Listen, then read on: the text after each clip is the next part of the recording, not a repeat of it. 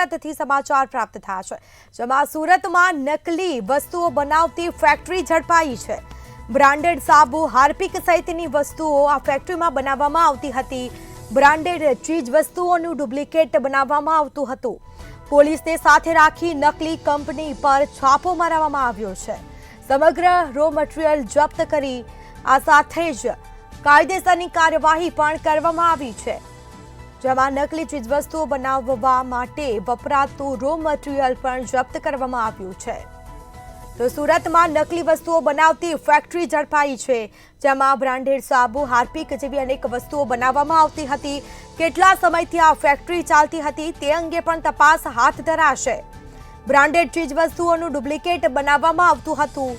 પોલીસની સાથે રાખી અને નકલી કંપની પર રેડ પાડવામાં આવી હતી। સમગ્ર રો મટીરીયલ હાલ જપ્ત કરવામાં આવ્યું છે અને કાયદેસરની કાર્યવાહી કરવામાં આવી રહી છે। તો સુરતમાં નકલી વસ્તુઓ બનાવતી ફેક્ટરી ઝડપાઈ છે, જેમાં બ્રાન્ડેડ સાબુ સહિત હાર્પિક સહિતની અનેક એવી વસ્તુઓ બનાવવામાં આવતી હતી। ફેક્ટરીમાં બ્રાન્ડેડ ચીજવસ્તુઓનું ડુપ્લિકેટ બનાવવામાં આવતું હતું। સમગ્ર રો મટીરીયલ જપ્ત કરવામાં આવ્યું છે અને કાયદેસરની કાર્યવાહી પણ કરવામાં આવશે। આ સાથે જ પોલીસને સાથે રાખી નકલી કંપની પર રેડ પાડવામાં આવી હતી, દરોડા પાડવામાં આવ્યા હતા।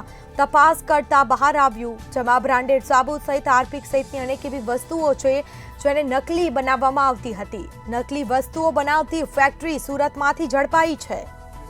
સમગ્ર રો મટીરીયલ જપ્ત કરી કાયદેસરની કાર્યવાહી પણ કરવામાં આવી રહી છે। તો કેટલા સમયથી આ ફેક્ટરી ચાલતી હતી તે અંગે પણ તપાસ હાથ ધરાશે। તો આ મામલે તપાસનો ધમધમાટ પણ શરૂ કરવામાં આવ્યો છે। સુરતમાં નકલી વસ્તુઓ બનાવતી ફેક્ટરી આખરે ઝડપાઈ છે। સમગ્ર રો મટીરીયલ પણ જપ્ત કરવામાં આવ્યો છે।